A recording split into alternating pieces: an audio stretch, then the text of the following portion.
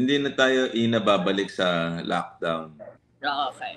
Never na yon kasi meron na tayong hybrid immunity from vaccines and natural infection. Kaya lang magkakaroon pa rin tayo ng mga surges because of new variants and I think we're fine. Ang concern lang natin is the effect dun sa ating members of the family na hindi bakuna. Like ako, may apo ko, si Simi, hindi siya bakunado eh.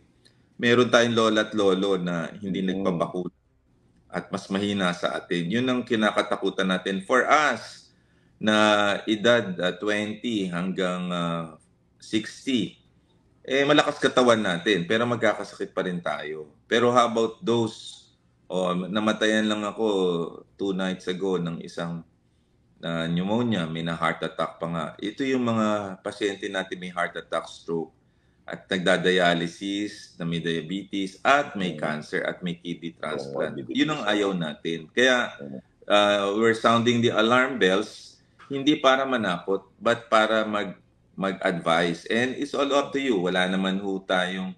ang presidente nga, nagka-COVID parang chill lang ako iniisip ko naman, mayaman naman si BBM. Kaya niya mag-hospital. Kaya niya bumili ng Molnupiravir na 3,000 isang course. But if you're earning, let's say, 700 to 800 pesos and you need to work and kailangan mo magaling in 5 days. 5 days na wala kang kita, malaking bagay din yun, lalo na kung mag-i-start ka ng New Year. So the best way is to spend for a few pesos of mask and take care of yourself. You can still naman enjoy the holiday season with the mask. Wala namang sinasabi hindi ka mag-i-enjoy. Diba? Ako nga, nanonood tini kahapon nakamask ako, ubo ng ubo yung iba. And nag-enjoy din naman ako. Ano ka rin?